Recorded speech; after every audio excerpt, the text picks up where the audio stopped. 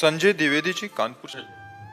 राधे राधे। महाराज जी, पहलगाम आतंकवादी हमला जो हुआ था, इनके पुत्र उसमें शहीद हो गए। महाराज जी कह रहे हैं कि हम धर्म से और श्रेष्ठ कार्य भी करते थे, पर ईश्वर द्वारा ऐसी घटना हुई तो बहुत अंदर व्यथित मन है महाराज जी, इसलिए। हाँ, मन तो व्यथित हो ही जाएगा। बड़े बड़े सूरवीरों का हो गया। जब अभिमन्यु जी पधारे तो अर्जुन जी की हालत खराब थी। अर्जुन जी को भगवान स्वयं समझा रहे थे, फिर भी वो व्यथा को प्राप्त हो रहे थे, क्योंकि पुत्र प्रेम पिता के हृदय में जो होता है, जब उसका पुत्र वियोग को प्राप्त होता है तो वही हृदय जानता है। अपने लोग तो सहानुभूति के वचन बोल सकते हैं, लेकिन जिसके हृदय में होता है उसका हृदय जानता है। पर अब ये जो होना है वो होके रहेगा। तो अब आप देखिए, उन्हीं जीवों का वहां पहुंचना हुआ जिनका प्रारब्ध संपन्न हो चुका था।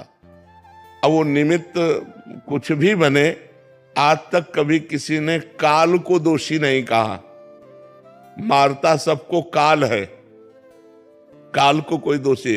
अब काल वो विविध रूप धारण कर लेता है, एक्सीडेंट, हार्ट अटैक या कुछ भी, जो भी, लेकिन आयु जब पूरी है तो वो पूरी हो जाती है। तो हमें लगता है, यद्यपि इस ज्ञान से हृदय का दर्द कम नहीं हो जाएगा, पर हमको ये ज्ञान धारण करना पड़ेगा कि जब जहां जिसकी जैसी हो भवतव्यता, तैसी बने सहाय, आप न आवे ताहि पे, ताहि तहां ले जाए।